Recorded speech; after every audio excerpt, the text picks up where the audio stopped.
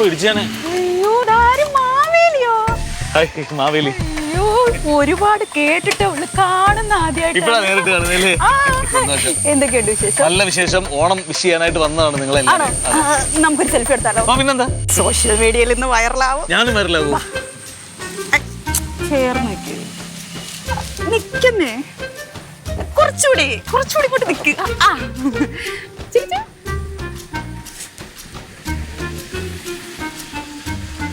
ഇങ്ങനെ ഇതാണ് ട്രെൻഡ്. അപ്പൊ ശരി, നമുക്ക് കാണാം. ഹാപ്പി ഓണം. സേഫ് ആയിട്ട് പോണം കേട്ടോ. സ്കൂട്ടറൊക്കെ സൂക്ഷിച്ച് വേണം ഓടിക്കാൻ. അപകടങ്ങളൊന്നും ഉണ്ടാവരുത്, മറ്റുള്ളവർക്ക് ബുദ്ധിമുട്ടുണ്ടാക്കരുത്.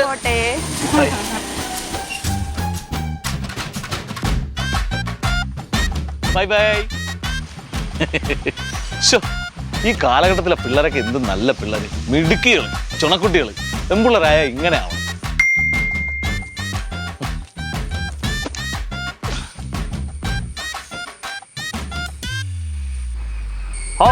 ഈ കൊച്ചി ഇതിനിടയ്ക്ക് ഈ ഫോട്ടോ സോഷ്യൽ മീഡിയയിൽ ഇട്ടോ. ഇന്ന് ഞാൻ വൈറലാകും.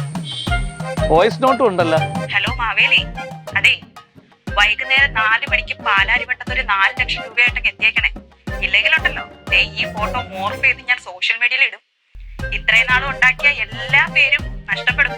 അതുകൊണ്ട് മറക്കണ്ട, വൈകുന്നേരം 4 മണി പാലാരിവട്ടത്ത് 4 ലക്ഷം രൂപ. ഓക്കേ? അയ്യോ, വലിച്ചു. ഇപ്പൊ നല്ലവളെന്ന് പറഞ്ഞ അങ്ങോട്ട് നാക്കകത്തിട്ടതേ ഉള്ളൂ. അതിനു മുമ്പേ തന്നു. കേരളത്തിന്റെ ഗതി ഇത് എങ്ങോട്ട് പോകുന്നത്? എവിടെ നോക്കിയാലും ഹണി ട്രാപ്പ്. എന്നെ പോലും വെറുതെ വിട്ടില്ലല്ലോ. ഭാര്യ വിളിച്ച് പറയാല്ല, അത് വേറെ എന്ത് ചെയ്യാ? ഹലോ, എന്ത് ചെയ്യണ്? പാതാളക്കിണറ്റിന്ന് വെള്ളം കോരുന്ന മിടുക്കി. പിന്നെ 10-250 വർഷമായിട്ട് ഉണ്ടായിക്കൊണ്ടുവന്ന പേരില്ലേ, അത് ഇന്ന് വൈകുന്നേരം 4 മണിക്ക് പോകും. അതുകൊണ്ട് മക്കളൊരു കാര്യം ചെയ്യും, ഒരു 4 ലക്ഷം രൂപ ഇങ്ങോട്ട് ഇട്ടുക. കൂടുതലൊന്നും ചോദിക്കണ്ട. വല്ലതും ചോദിച്ചു കഴിഞ്ഞാൽ അത് മോർഫ് ചെയ്ത് നെറ്റി ഇടും കേട്ടാ. ശരി, വെച്ചോ. ഈശ്വരാ, എന്റെ കേരളം ഇത് എങ്ങോട്ട് പോകുന്നു?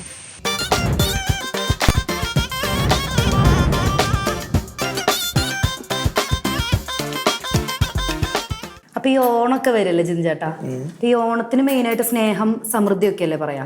അപ്പൊ ഞാൻ അതിനെ ബേസ് ചെയ്തൊരു ക്വസ്റ്റ്യൻ ചോദിക്കട്ടെ. ഈ സ്നേഹം, അതായത് ജിതിൻ ചേട്ടന്റെ പോയിന്റ് ഓഫ് വ്യൂവില് what is love to you? Love എന്ന് പറഞ്ഞാൽ എന്താണ്? പെട്ടെന്ന് ചോദിച്ചാൽ ഇവിടെ തന്നെ പോലും 16-കാരനാക്കുന്ന അസുരനെ പോലും പ്രണയിക്കാൻ പഠിപ്പിക്കുന്ന അതായിക്കൂടെ? ഇത് വല്ലവരും പറഞ്ഞതല്ലേ? ഇനി ചേട്ടന് സ്വന്തമായിട്ട് എന്തെങ്കിലും ഉണ്ടെങ്കിൽ പറ. നീ പറ. ഇല്ല, ചേട്ടൻ പറ. ചേട്ടനല്ലേ മൂത്തത്. മിലൻ പറ. ചേട്ടൻ പറഞ്ഞോ. നീ കുറച്ച് സമയം എടുക്കും, നീ പറ. ഓക്കെ, എൻ്റെ ഒരു പോയിന്റ് ഓഫ് വ്യൂവിൽ ലവ് എന്ന് വെച്ച് കഴിഞ്ഞാൽ ഫസ്റ്റ് ഓഫ് ഓൾ അത് പീസായിരിക്കണം. ഇപ്പം എൻ്റെ ലവ് എവിടെയാണോ അതെനിക്ക് സമാധാനം തരുന്നൊരു സ്ഥലമായിരിക്കണം ഞാനവിടെ എത്തിപ്പെടുമ്പോൾ.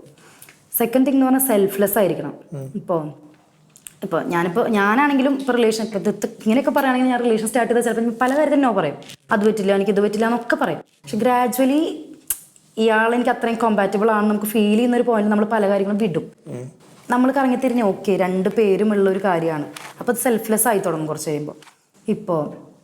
ഇപ്പോൾ നമ്മളിപ്പോൾ ഒരു പപ്സ് കഴിക്കാൻ പോയാൽ പോലും അതും കൂടെ ആൾക്കും കൂടെ ഒരെണ്ണം വാങ്ങിക്കൊണ്ട് വരിക, അത്രയും സെൽഫ്ലെസ് ആവും.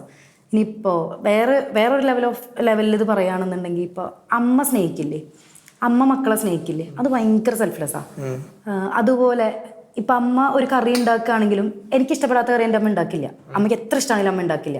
ഞാൻ ഒരിക്കലും അങ്ങനെ പറഞ്ഞിട്ടല്ല, പക്ഷെ അമ്മ അതങ്ങനെ ചെയ്യും. ഞാൻ പറയും അമ്മയ്ക്ക് ഉണ്ടാക്കിക്കോളാം, അമ്മ എടുത്ത് പറയും, പക്ഷെ അമ്മ ചെയ്യില്ല. അപ്പം ഇതുപോലൊരു പ്യുവർ ഫോം ഓഫ് ലവ് ഇല്ലേ, അതാണ് എൻ്റെ ഒരു പോയിന്റ് ഓഫ് വ്യൂവിൽ ലവ്. ഈ പ്യുവർ ഫോം ഓഫ് ലവ് എന്ന് പറഞ്ഞപ്പോൾ എനിക്ക് ഇപ്പം നീ അമ്മയുടെ സ്നേഹത്തെ പറ്റിയിട്ടൊക്കെ പറഞ്ഞല്ലോ, അങ്ങനെ ഒരു സെൽഫ്ലെസ് ലവ് അതാണ് നീ എക്സ്പെക്റ്റ് ചെയ്യുന്നതെങ്കിൽ എനിക്ക് ചോദിക്കാനുള്ളത്, അങ്ങനെ ഒരു സെൽഫ്ലെസ് ലവ് പ്രൊവൈഡ് ചെയ്യാൻ പറ്റുന്ന ഒരു പങ്കാളിയെ കിട്ടുമെന്ന് തോന്നുന്നുണ്ടോ? അതിപ്പോൾ ഒരു റിയലിസ്റ്റിക്കലി 98% ചാൻസ് കുറവ്. കാരണം ഞാൻ അങ്ങനത്തെ ആൾക്കാരെ വളരെ വളരെ റയറെന്ന് പറയാൻ പറ്റില്ല, ഞാൻ കണ്ടിട്ടില്ല. ഉണ്ടാവുമായിരിക്കാം. ഇപ്പോൾ പണ്ട് നമ്മൾ ഈ ലൈല മജ്നുവിൻ്റെ കഥയൊക്കെ കേട്ടിട്ടില്ലേ, ഭയങ്കര പ്യുവർ ഫോം ഓഫ് ലവ് എന്ന് പറഞ്ഞ് കേട്ടിട്ടുള്ള ഒരു എക്സാമ്പിളാണത്. അപ്പോൾ അതുപോലെ തന്നെ ഒരു ഫിലിം നോട്ട്ബുക്ക്, അത് കഴിഞ്ഞിട്ട് കുറച്ച് കാലം കഴിഞ്ഞിട്ട് ഇറങ്ങിയ പാടാണ് നോട്ട്ബുക്ക് എന്ന് പറഞ്ഞിട്ടൊരു ഇംഗ്ലീഷ് മൂവി. അത് നോട്ട്ബുക്ക് എന്ന് പറഞ്ഞാൽ ഇംഗ്ലീഷ് നോവലിനെ ബേസ് ചെയ്തിട്ട്, നിക്കോളാസ് സ്പാർക്സിൻ്റെ ഒരു നോവലിനെ ബേസ് ചെയ്തിട്ട്. അത് ഭയങ്കര ഭയങ്കര ക്യൂട്ട് ആൻഡ് പ്യുവർ ലവ് ആണ് അതിൽ കാണിക്കുന്നത്. അതുപോലെ തന്നെ മലയാളത്തിൽ നോക്കുകയാണെങ്കിൽ അനാർക്കലി, ഇങ്ങനെ പല പല എക്സാമ്പിൾസ് ഉണ്ട്. അപ്പം ഞാനാണെങ്കിൽ ധീരയുടെ ഭയങ്കര ഫാനാണ്, ഭയങ്കര ഫാൻറ്റസി മൂവി, ഭയങ്കര. പക്ഷെ ഞാൻ അത്രയും ഫാനാണ്. അങ്ങനത്തെ ഒരു ഫോം ഓഫ് ലവ് അത് ചിന്തിക്കാൻ കഴിവുള്ള ആൾക്കാർ നമ്മുടെ ചുറ്റുമുണ്ട്. അപ്പം അതിൻ്റെ റൈറ്റർ ആയിക്കോട്ടെ, അതിന് ഐഡിയ പറഞ്ഞു കൊടുത്ത ആളായിക്കോട്ടെ, അവർ ഈ ഒരു ലെവലിൽ ചിന്തിക്കുന്നുണ്ട്. അങ്ങനത്തെ ഉള്ളവർക്ക് ഇത് ഇങ്ങനെ സ്നേഹിക്കാനും പറ്റുമായിരിക്കണം, ആരെങ്കിലും ഒക്കെ ഉണ്ടാവും. ഇവിടെയാണ് ഒരു പ്രശ്നമുള്ളത്. എന്താണെന്ന് വെച്ച് കഴിഞ്ഞാൽ നമ്മളിങ്ങനെ ഫാൻറ്റസൈസ് ചെയ്യും ഈ നമ്മുടെ സിനിമകളാവട്ടെ. അപ്പോൾ ആർട്ടിസ്റ്റിക് ഫോം ഓഫ് ലവിൽ, അതായത് സിനിമയാവട്ടെ, നോവൽ ആയിക്കോട്ടെ, ഇതെല്ലാം റിയാലിറ്റിയിൽ നിന്നുള്ളൊരു എസ്കേപ്പായിട്ടാണ് ഞാൻ വിശ്വസിക്കുന്നത്. അതായത് അത് റിയലിസ്റ്റിക്കലി പറയുകയാണെങ്കിൽ ഇപ്പം നീ പറഞ്ഞ പോലെ ഞാൻ പറഞ്ഞില്ല, നീ പറഞ്ഞ 98% നടക്കാത്തൊരു കാര്യം ഒരു സിനിമ കാണുമ്പോഴത്തേക്കും നമുക്ക് ഓക്കെ ഇതെൻ്റെ ജീവിതത്തിൽ നടക്കാൻ പോകുന്നു. ലൈല മജ്നുവിന്റെ എക്സാമ്പിൾ ഞാൻ അതിന് ആദ്യം പറഞ്ഞു. ലൈല മജ്നുവിന്റെ കഥ പോലും നമ്മൾ ഒരു ലൈക്ക് അത് റിട്ടേൺ ആയിട്ടോ ഒക്കെ നമ്മൾ വായിക്കുമ്പോഴോ കാണുമ്പോഴോ ചെയ്യുന്ന സമയത്ത് അവിടുന്ന് ഒരു വ്യത്യാസമുണ്ട്.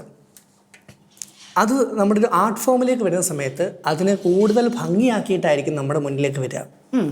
ഒരിക്കലും ജീവിതത്തിൽ നമ്മൾ കാണുന്ന പ്രണയം പോലെ അല്ല നോവലിലോ സിനിമയിലോ കാണുന്നത്, അല്ല, അത് വ്യത്യാസമാണ്. അപ്പോൾ എന്നെപ്പോലെ ഇങ്ങനെ ഇതിപ്പോ വ്യത്യാസം എന്ന് പറഞ്ഞാൽ അപ്പൊ അത്രയും ബ്യൂട്ടിഫൈ ചെയ്തിട്ട് ആ പ്രണയത്തിനെ പുറത്ത് കാണിക്കുന്നുണ്ട്.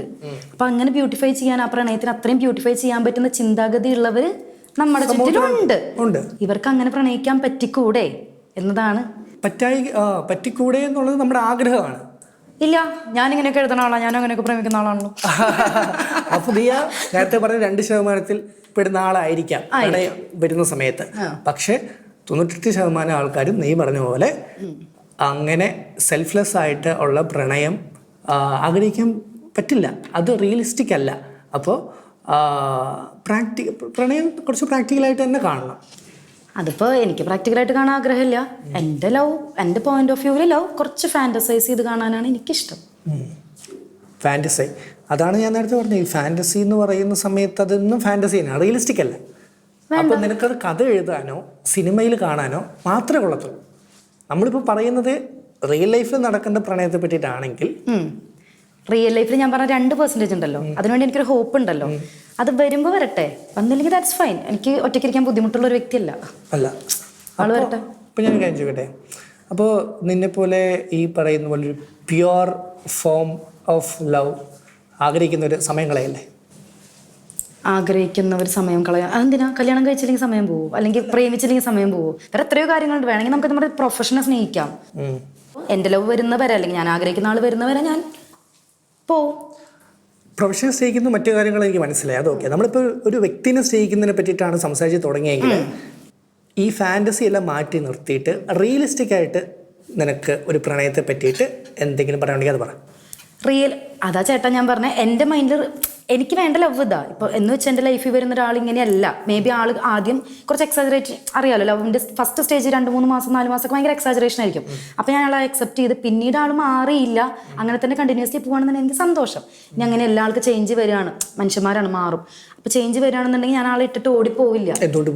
ഞാൻ പറഞ്ഞില്ല, ഞാൻ എൻ്റെ അമ്മയുടെ സ്നേഹം കണ്ട് പഠിച്ച ആളാണ്. അമ്മയുടെ സ്നേഹം അല്ലല്ലോ പാർട്ട്ണറുടെ സ്നേഹം. ഞാൻ അങ്ങനെ സ്നേഹിക്കുന്നത് അല്ല, അങ്ങനെ സ്നേഹം നിനക്ക് കിട്ടില്ല എന്നാണ്. കിട്ടില്ല, നീ തന്നെ പറഞ്ഞു 98% കിട്ടില്ല. എനിക്ക് സ്നേഹിക്കാൻ അറിയാം. നിനക്ക് നിന്റെ സ്നേഹമല്ല, ലൈക്ക് എനിക്ക് നിൽക്കാൻ അറിയോ? നീ നിന്നോ. പക്ഷെ നിനക്ക് അങ്ങനെ ഒരു പാർട്ട്ണറെ കിട്ടില്ല എന്നുള്ളതാണ് വസ്തുത. 98% നീ പറഞ്ഞ കണക്കാണത്. ഓക്കെ, എനിക്ക് കിട്ടണം എന്ന് എനിക്ക് നിർബന്ധമില്ല. എനിക്ക് അങ്ങനത്തെ പാർട്ട്ണറെ കിട്ടണം എനിക്ക് നിർബന്ധമില്ല.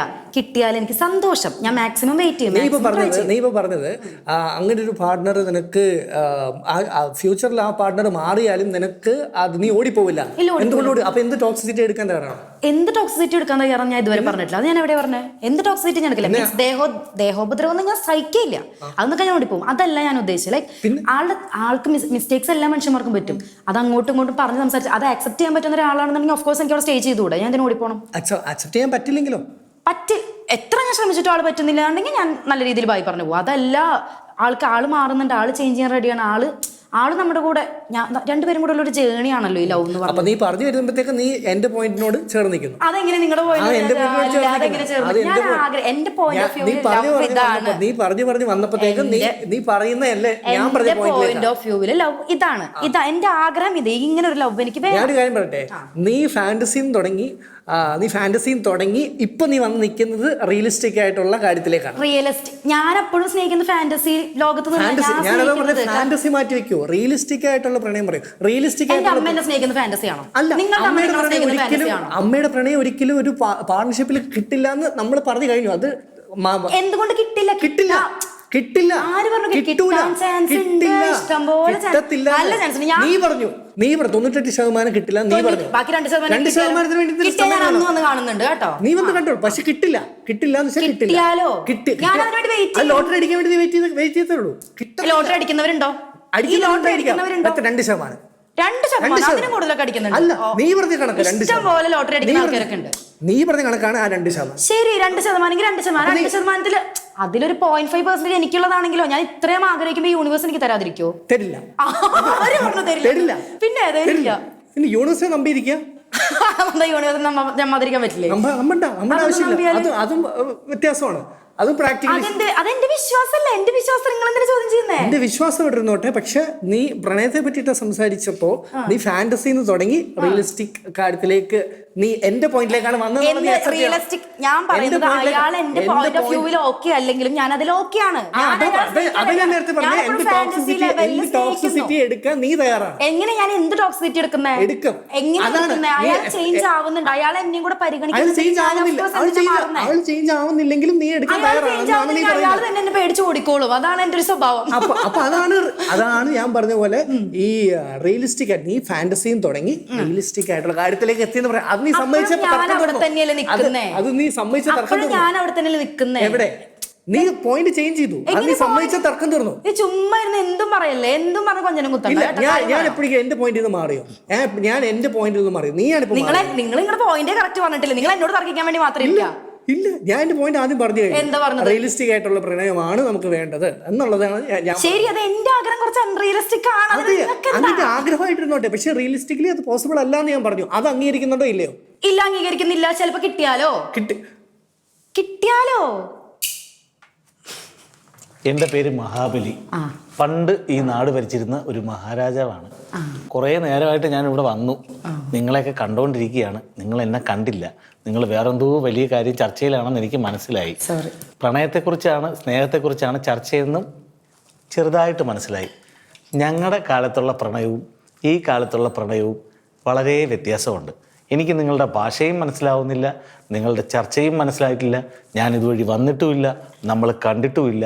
രണ്ടുപേർക്കും ഹാപ്പി ഓണം. തുടങ്ങിക്കോ. അപ്പോഴേ നീ ഞാൻ പറഞ്ഞ പോയിന്റിലേക്ക് ഞാൻ പറയട്ടെ.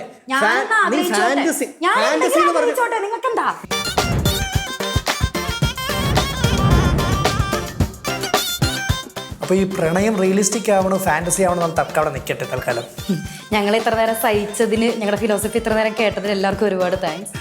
എൻ്റെ പേര് ജിതിൻ. എൻ്റെ പേര് മിലൻ സാൻഡ്ര. ഞങ്ങൾ സോഷ്യൽ മീഡിയയിൽ ഇനിയും കോണ്ടന്റ്സ് ആയിട്ട് വരും. എല്ലാവരും സപ്പോർട്ട് ചെയ്യുക. സോ എല്ലാവർക്കും ഹാപ്പി ഓണം.